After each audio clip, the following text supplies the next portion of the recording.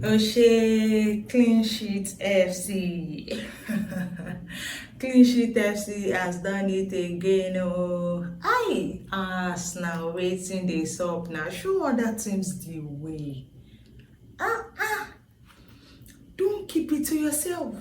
Show other teams the way. Hey, Arsenal has won their fourth game in the Champions League, and anyways guys, welcome back to the channel, and it's post-match review of match day 4 in the Champions League Tuesday games. And yeah, let's just go straight into the video.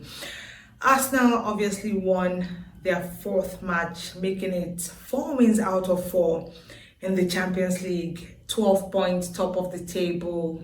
Are they top of? No, they're not top of the table. They are second on the table, but shared the same number of points with Bayern Munich. But they won their game 3-0 against Slava Prague, and it was an easy win. Yeah, I don't think there's much to say about Arsenal's result. I did expect them to win the game, and honestly, the way they went about it, it's no surprise. Arsenal are a very good team all round, defensive, attacking.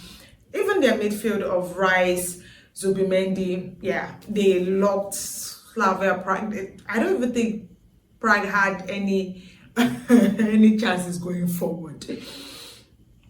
I don't think so. Watching that game, nah, Arsenal were all over the place. Saka getting the first goal from the spot kick. The penalty, however, I feel like it was a bit controversial. I feel like it wasn't a penalty. Even the ref didn't call a penalty the first time. However, the VAR did intervene, and yeah, they called a penalty, and Saka slotted it home. And obviously that was first goal, and then Merino scoring 2 goals, making it 3-0. I feel like Arsenal are so good right now.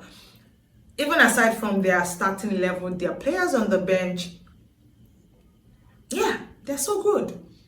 Really, really good. I feel like they are one team that are at the moment so complete, apart from Bayern Munich. I feel like those two teams, yeah, they are going to give a lot of teams problems. And so seeing Arsenal win their games, and right now I think they've won 8 games in all competitions without conceding. I think the last time Arsenal did that was in 1903. That's a record right there. That's a good record right there. Winning 8 games and not conceding, that's good. Really good. I think Arsenal are so good right now. It is so difficult to not acknowledge how good they are. And my problem, however, with Arsenal is the fact that they find it difficult to keep up the momentum in the second half of the season. But I want to believe that, yeah, probably Mikel Arteta can get that sorted this time around. But you know what? I think they're still doing it one game at a time, and obviously they're getting results in every game they've played so far, probably in the last 8 to 9 games. And so yeah, I feel like Arsenal, they deserve to be. They're not just at the top of the table, probably because on goal difference against Bayern Munich, but yeah, they were so good. There was obviously nothing Slavia Prague could have done to hold that Arsenal side. Yeah. And then to the team that is top of the table, Bayern Munich beating Paris Saint-Germain in France 2-1. They were, however, down to 10 men very close to the end of the first half. Luis Diaz, who scored the 2 goals, got a red card. I do think it wasn't a red card, to be honest. I get that it was a tackle, but it wasn't dangerous to the point where you give a red card, to be honest. And the fact that even the ref gave a yellow card in the first place, that was the right call. That was the right decision. I don't understand why the VAR sometimes intervene in these things, that sometimes they make the wrong calls. I don't get it. But yeah, it is what it is. They were already 2 goals up before Luis Diaz was sent off, and Paris Saint-Germain tried to get the 2 goals back in the second half, but it wasn't to be. They did get a goal. Neves got a goal for them. He obviously was substituted in, and it was a very fine goal and header, but it wasn't enough. They didn't even do enough to actually give Bayern Munich a lot of problems. And I saw this coming.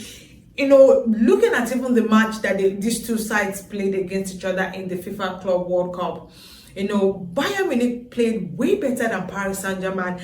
And unfortunately, I think Bayern had 2 red cards in that game. They weren't able to get goals back, and eventually Paris Saint-Germain won the game. And that was exactly what happened again in this match. Unfortunately for them, it was just 1 red card this time around. I feel like probably if they had given Paris Saint-Germain maybe a few more minutes, it could have ended, in a draw. But I guess Bayern did deserve the win because they played very well in the second half and in the first half, and defended resolutely in the second half. So 3 points deserved for Bayern Munich. Now, when you look at Bayern and Arsenal, who are top of the table with 4 wins so far in the Champions League, I feel like when these two sides meet, which eventually they will, it's going to be very interesting because this is what Arsenal is not conceding and Bayern are winning on their games. I'm on fire for fire. Anyways, guys, before I go more into the video, have you subscribed to the channel? Please do. Please subscribe to the channel, and also like, share, and put your comments or your thoughts in the comment section. I would definitely be reading.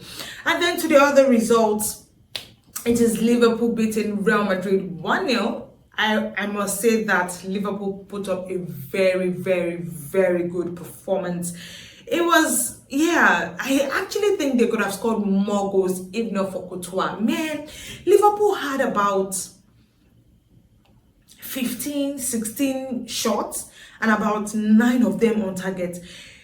Courtois was saving left, right, and center. I don't understand what Real Madrid was playing.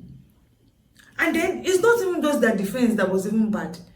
The 3 musketeers that were in front, Vinicius Jr., Jude Bellingham, and Kylian Mbappe, they no effect whatsoever.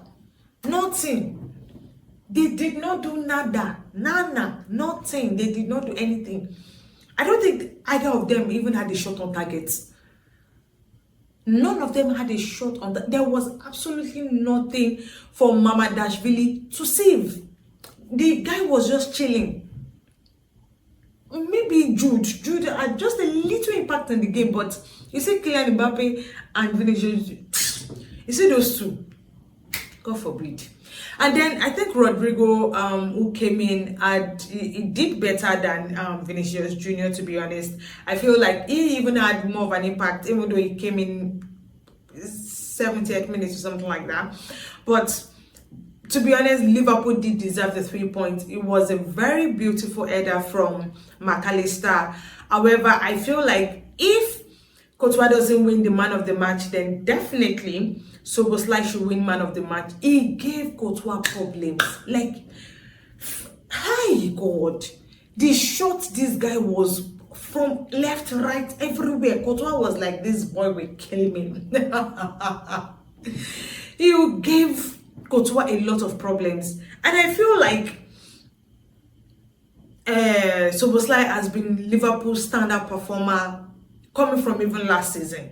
He has been consistent, really, really good for Liverpool. So, and if I even look at the other players, the likes of Mohamed Salah, he did give a very good performance, I won't even lie. He played way better today, coming on from the weekend game against Aston Villa. He played really, really well.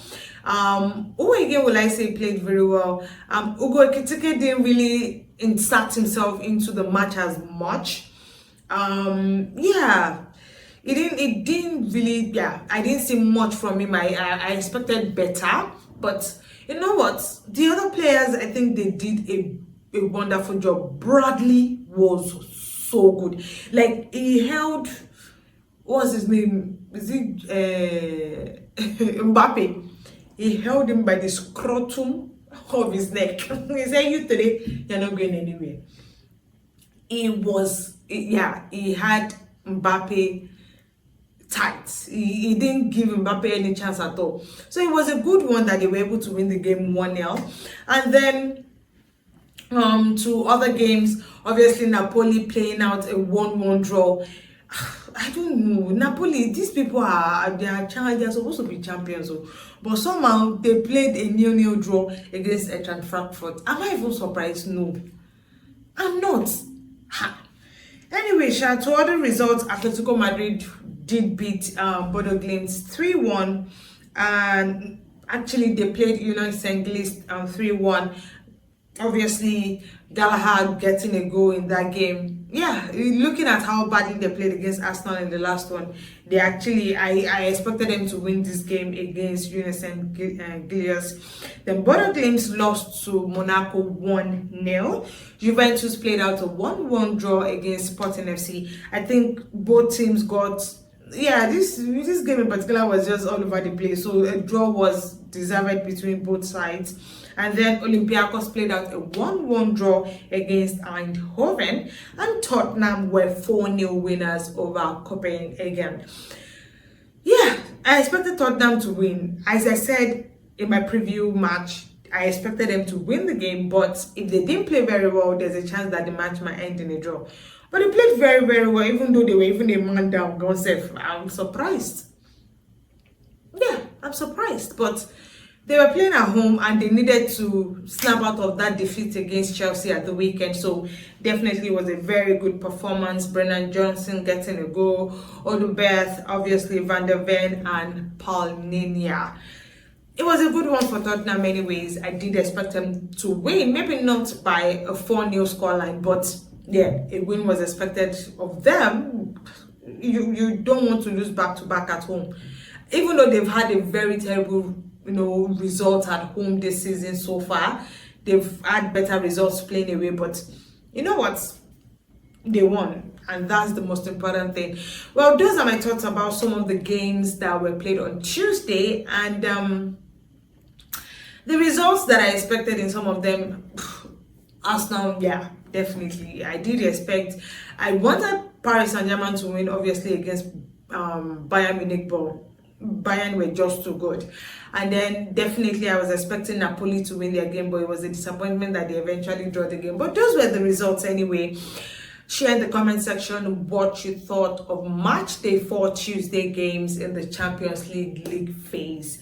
And I think the games on Wednesday, most of them are not as exciting as the games on Tuesday. So let's see what the results will be, especially for the likes of Chelsea, Barcelona, Newcastle. Let's see what the result is going to be for those other teams. Anyways, guys, those are my thoughts. Don't forget to put on your post notification button to get our latest video when they drop. Also, most importantly, subscribe to the channel and follow us on all our social media handles at _official FSH. Thank you guys for staying with the girl on the channel. I really appreciate those that have subscribed so far, and I appreciate those that take their time to like, share, and even comment. It is really and highly appreciated. Anyways, guys, those are my thoughts, and until when these games are played, enjoy the rest of your week. Bye, people.